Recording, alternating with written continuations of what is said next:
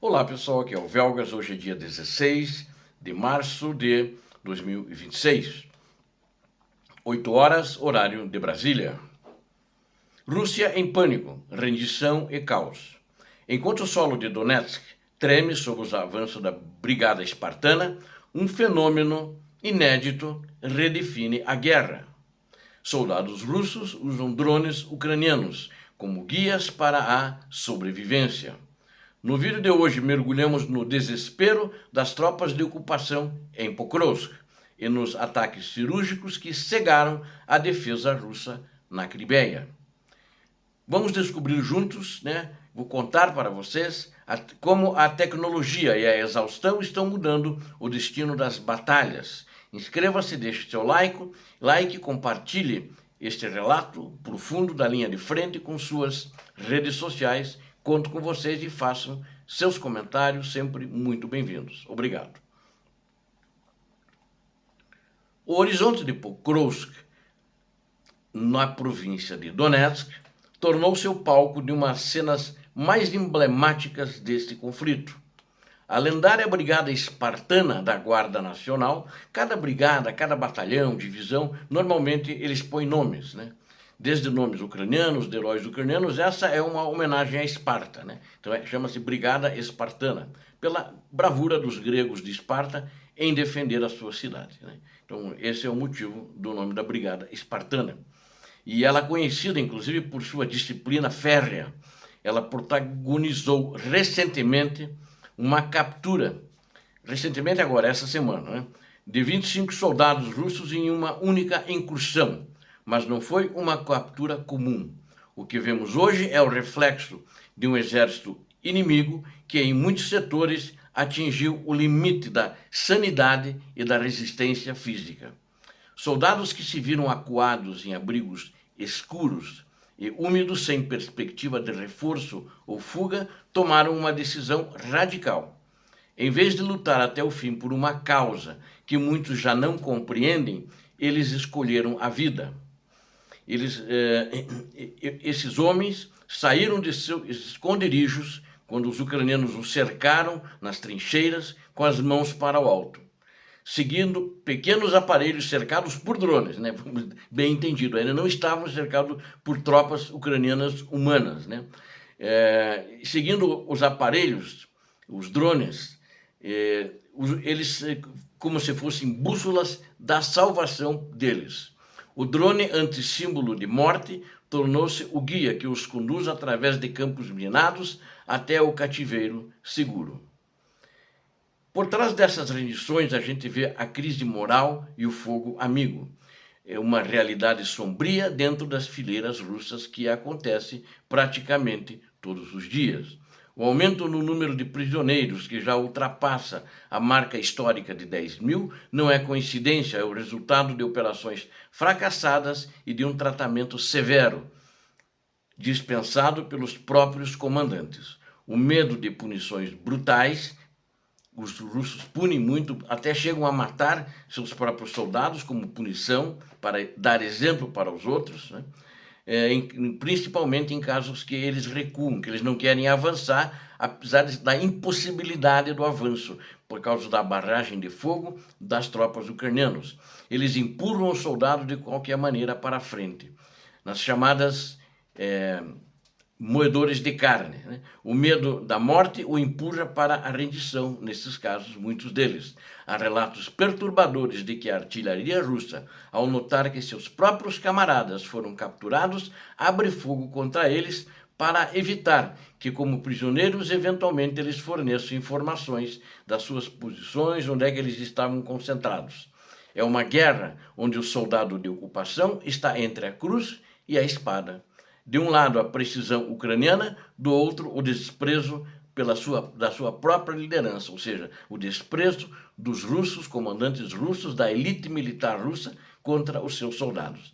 A falta de leis e regulamentos que protejam o combatente russo e a desmoralização crônica transformam as trincheiras em armadilhas psicológicas para o soldado, para o recruta russo, onde a única saída lógica é a bandeira branca. Enquanto em terra o moral desmorona. No céu, a Ucrânia executa uma estratégia de cegueira coletiva. É o golpe de misericórdia na defesa aérea. Na madrugada de 15 de março, próximo passado, ontem, a península da Crimeia sentiu o peso da inteligência ucraniana. Em um ataque coordenado, foram atingidas as joias da coroa de vigilância russa. Eu não sei ainda como é que tem radares lá na Crimeia, que todo dia eu tenho noticiado aqui para vocês, pelo menos quase todo dia, radares destruídos. E ontem, mais radares foram destruídos, no caso, mais um radar, o 59N6, batizado de Proteunic, capaz de rastrear mísseis balísticos em altitudes extremas, e o sistema Farol, o cérebro que identifica quem é amigo ou inimigo nos céus. E não parou por aí, né?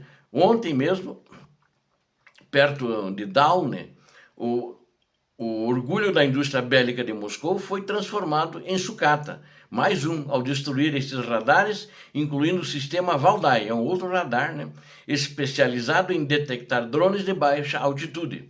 A Ucrânia não está apenas destruindo os equipamentos, continua abrindo corredores aéreos, como já falei outras vezes, sem olhos, os russos sem olhos para ver, sem mísseis para interceptar. A Crimeia torna-se cada vez mais vulnerável, expondo toda a logística na península da Crimeia. Enquanto isso, chamas em Krasnodar e o sufocamento logístico acontecido ontem também, mais uma vez. Krasnodar, nos últimos dias, essa província tem sido alvo de ataques ucranianos e sistematicamente, a cada 2 dias, a cada 3 dias, na última semana, um alvo dentro da província de Krasnodar. E o último ato desta ofensiva ucraniana estendeu-se além das fronteiras ucranianas, atingindo o coração econômico do sul da Rússia. A estação de bombeamento de petróleo Tikhorex, né, em Krasnodar, foi envolta em chamas. Esse local não é apenas um depósito, é um centro nervoso que alimenta a máquina de guerra russa e movimenta o combustível que financia o conflito, né? Pela segunda vez, em menos de uma semana, a Ucrânia atacou com drones esse mesmo terminal. Eu tinha já relatado ainda durante essa semana, né? Vídeos dos moradores locais mostram o céu noturno iluminado por explosões principais e secundárias. O que é a explosão principal? É o primeiro choque dos explosivos, inclusive a explosão maior, que acontece quando os drones chocam contra o alvo. E as secundárias são que vão explodindo em seguida, que não é com o impacto do drone, mas com o material que fica inflamado e o incêndio. Isso sinaliza que o dano foi muito profundo, quando há muitas explosões já aconteceu isso. Então ela atacou esse petróleo de Tikhorex e a defesa aérea da Crimeia praticamente simultaneamente, da data de ontem. A Ucrânia envia uma mensagem clara com isso.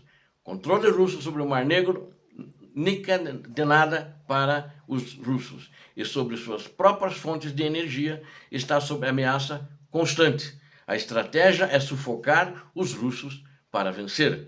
E está certa a Ucrânia nisso, e acredito que mesmo sem ajuda americana, os ucranianos conseguem fazer um bom trabalho com isso, esses que estão atacando, os drones e os mísseis, são de fabricação ucraniana, né? E para concluir, eu queria dizer que o que a gente testemunha hoje é uma mudança de paradigma, né? A guerra não é mais vencida apenas com força bruta, mas com a quebra da vontade de lutar. Quando os soldados preferem seguir um drone, se entregam-se como prisioneiros e obedecer e não obedecer os seus próprios generais, coronéis, em geral, oficiais, e quando os céus da Península da Crimeia ficam cegos diante do avanço tecnológico, o equilíbrio de poder oscila. Ou seja, a Rússia se enfraquece, ela já deixa de ter poder naquela região. A Ucrânia está provando que a resiliência aliada à precisão tecnológica pode desmantelar até o mais pesado dos impérios. A pergunta que fica acho que eu estou, inclusive, fiz essa pergunta já há outros dias, mas eu quero repetir aqui. Até quando Moscou suportará o peso de suas próprias perdas. Até quando? Eles esperavam que a fórmula mágica para eles, o Putin esperava que fosse o Donald Trump. Até agora está provado que não é. A aliança Putin-Donald Trump, uma aliança pessoal, não tem ajudado a Rússia. Tem dado algumas ajudas, mas não significa a capitulação da Ucrânia, que não existirá. A Ucrânia não capitulará e vencerá essa guerra. Obrigado a vocês que assistiram esse vídeo. Conto com vocês para que não são inscritos, inscrevam-se no canal, deem um like, compartilhem com suas redes sociais, façam seus comentários. Nós aqui falamos somente a verdade, é o canal da verdade. Eu peço a Deus que abençoe a todos vocês, que Deus abençoe a Ucrânia, que Deus abençoe o Brasil. Paz e bem, paz para toda a humanidade.